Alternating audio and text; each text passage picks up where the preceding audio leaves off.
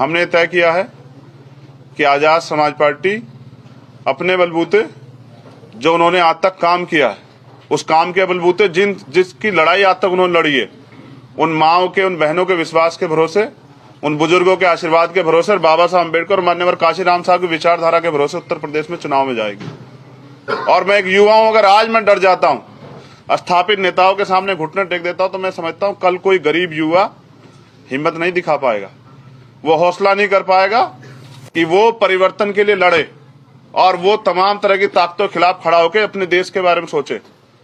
आज सबको सिर्फ सत्ता से मतलब है, लेकिन हमारी लड़ाई कभी सत्ता की रही नहीं।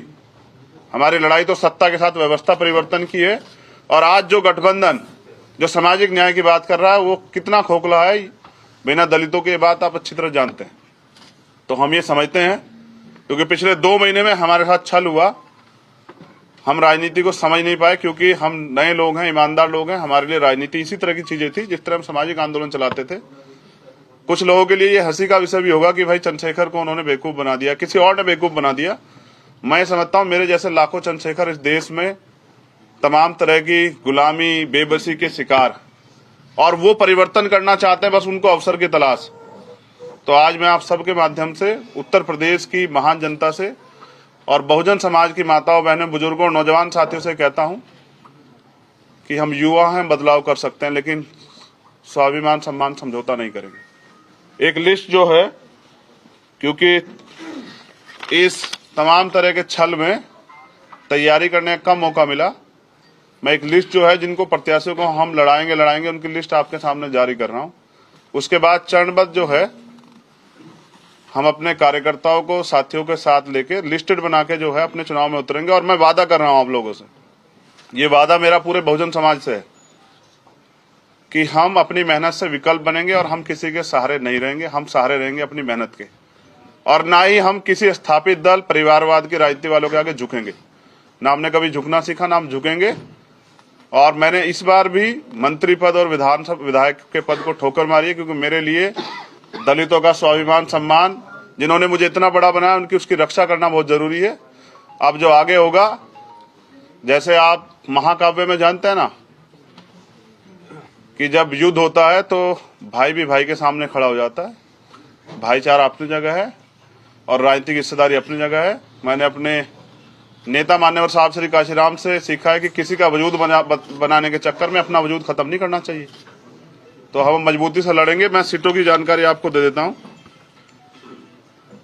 मेरे गृह जनपद से नकुड़, रामपुर मनिहारन, देवबंद, सहारनपुर देहात, गंगो, चरथावल, पुरकाजी, मुजफ्फरनगर शहर, धामपुर, नहटोर, हापुड़, नूरपुर, आगरा साउथ, नोएडा, चंदौसी, कुंदरकी, आलापुर, जखनिया, सिरातू, मलियाबाद, पलिया, मुबारकपुर, मोहम्मदाबाद, हरगांव, हस्तिनापुर, जलेसर,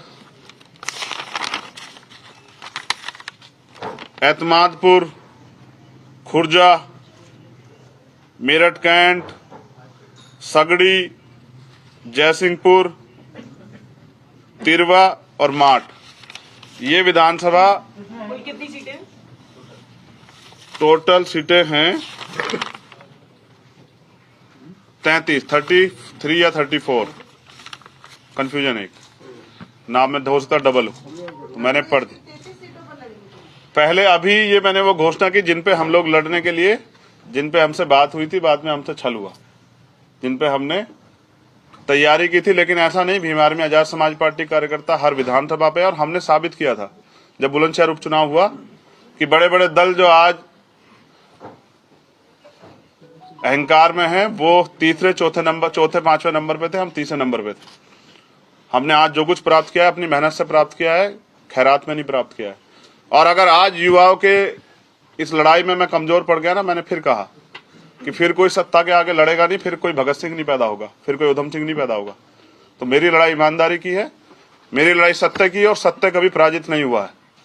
मैं ये भी वादा करता हूं कि जब चुनाव के रिजल्ट आएंगे तो आप देखिए आजाद समाज पार्टी अपनी ताकत मेहनत से ये साबित करेगी, और जब सरकार बनाने के लिए किसी को हमारी जरूरत पड़ेगी तब हम भाजपा को रोकने के लिए फिर सबकी मदद करेंगे।